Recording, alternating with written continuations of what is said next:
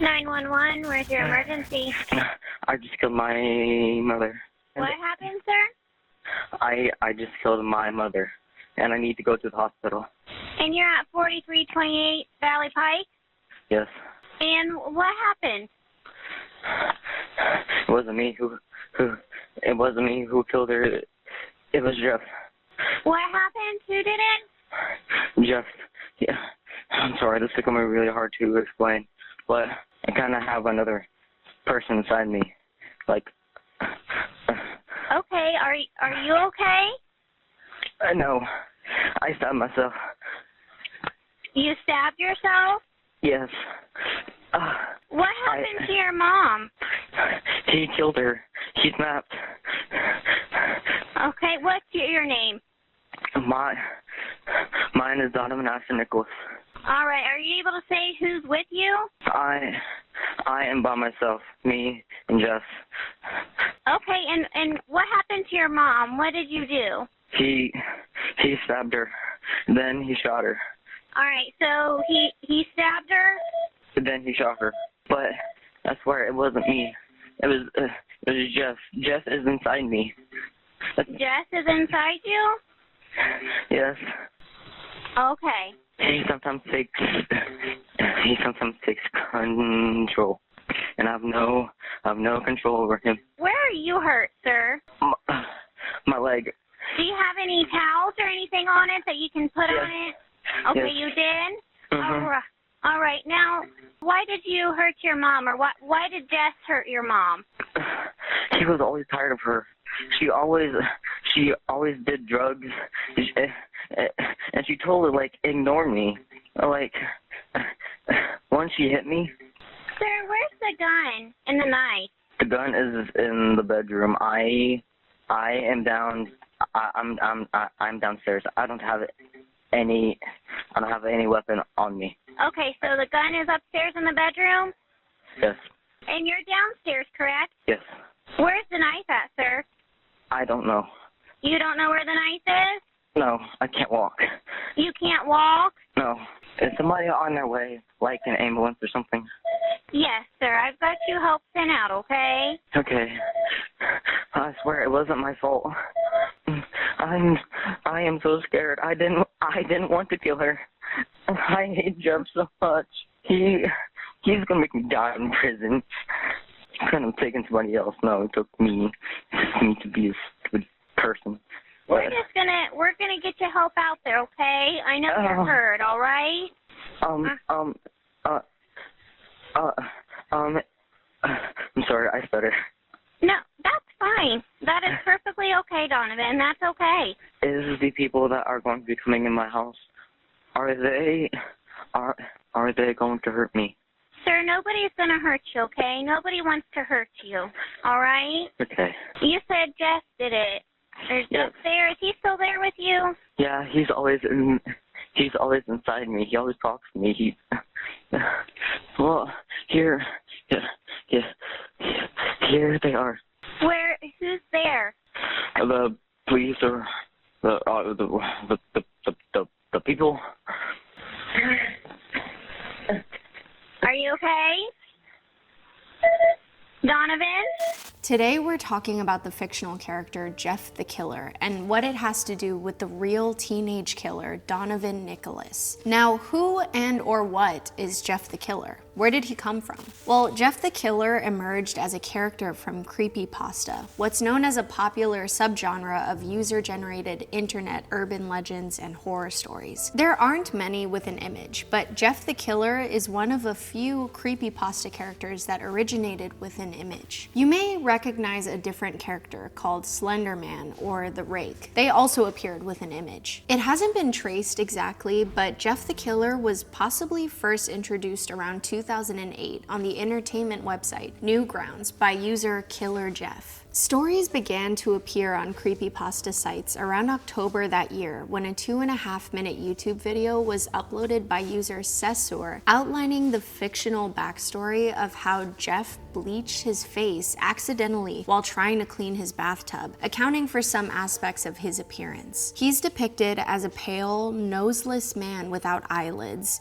with long black hair and a Joker-like grin carved into his face. His lips appeared to be gone, cut off perhaps, exposing a bloodied-looking gummy smile with garish teeth. From there, dozens of stories about Jeff the Killer, the homicidal maniac, exploded, and various forums erupted with additional commentary and stories as people began taking liberties with the backstory regarding Jeff, his face, his motives, and his methods of killing. This boom in storytelling also helped to cement his creepy catchphrase, "Go to sleep," which he whispers before any slaughter. The stories, fan fiction, and general interest in these characters and subgenre seems to be particularly popular with junior high and high school students. One student to mention would be Donovan Nicholas, a teenager from Urbana, Ohio. At 14 years old, he committed a grisly and deeply disturbing murder of the very woman who helped raise him. Heidi Taylor, the longtime girlfriend of Nicholas's father,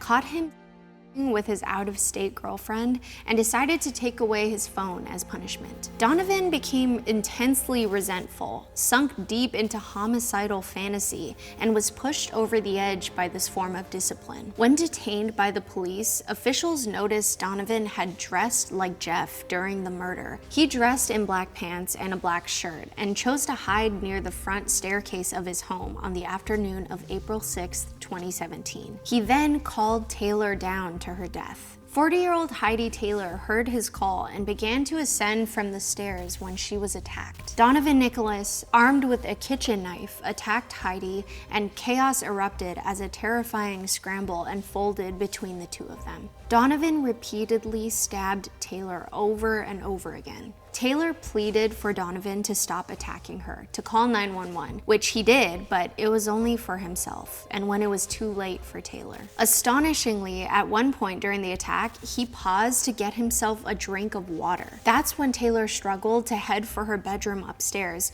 presumably to get to her phone. Nicholas raced ahead of her, retrieving his father's 9mm handgun from the nightstand. Following the completion of his attack and confirmation of Taylor's death, Nicholas got the phone and called 911. The cops quickly arrived to the crime scene and promptly arrested Donovan right outside his home. Donovan continued his story, telling the officers that it was Jeff who killed his father's girlfriend, and not him. Donovan said that he went to school that day and then he came home right after. He then started cleaning his room, and that's when Jeff took over. The officers went into the home and inspected the crime scene. They noticed bloodstains throughout the home, in the living room area, kitchen, up the rear stairs of the kitchen, and into the victim's bedroom. They also found the bloody blade used to repeatedly injure Heidi, as well as the official murder weapon, a pistol, in the bedroom. It was a gruesome scene to walk in on, but thankfully the officers who arrived arrested Donovan quickly. Donovan's 911 performance was intense, but not convincing. Not convincing for the jury, nor the medical team, which examined Nicholas once in custody. Only mere days after his 16th birthday, he was convicted as an adult of aggravated murder and sentenced to life in prison in 2018. He will be eligible for parole after 28 years. At the trial, Champaign County prosecutor Kevin Talebi said the state was asking the court to impose a maximum sentence of life imprisonment without parole. He said the manner in which this defendant methodically and cruelly attacked Miss Taylor,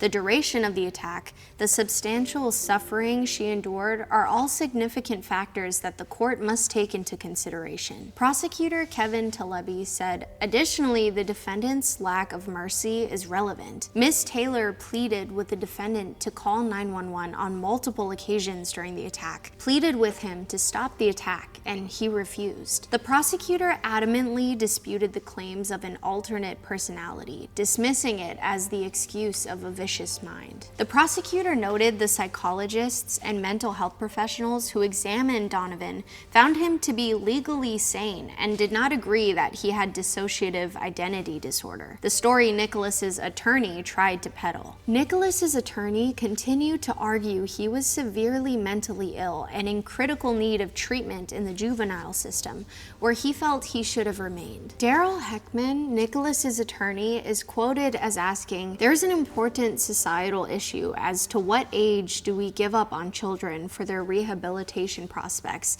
and what age do we not?" A good question to consider. He also focused on the feedback from the mental health professionals who examined Nicholas, but with a different lens. Two of the psychologists concluded that Donovan previously struggled with depression and self-harm. They made some commentary that he had notable mental health issues, even if the exact diagnosis was less clear. The children of Heidi Taylor were forced to grapple with the appalling details of their mother's death at the hands of their stepbrother. Alyssa Nicholas and Todd Taylor, the adult siblings of Donovan Nicholas and the children of Heidi Taylor, took different approaches. Alyssa was quoted saying, "For my sanity, I would like to think there is something truly wrong with Donovan for him to do something so horrific." Whereas Todd Taylor, Heidi's 21-year-old son, is way more skeptical about what is going on inside Donovan's head. But he still wrestles with the savage reality of what Donovan has done. How do you know it's sincere though? Todd wonders. He says anybody can say sorry when considering Nicholas's pleas for mercy and expression of regret. Donovan Nicholas offered his regret and said he would like to receive the appropriate treatment to help him in his condition. In conversations with his family from behind bars, he expressed the same sentiment. At the trial, Donovan said, "I do not care about myself as I do for my family. I don't care how long I am locked up for. The only thing that I want is what's best for my family." The question that comes to my mind is, did Donovan suffer from some kind of honest psychotic break and some sick part of his brain latched onto this character he'd read about? Or did he just wear black to be better concealed, to accomplish his crime more effectively? And then, only once he fully realized the nature of his actions did he quickly come up with a narrative about Jeff that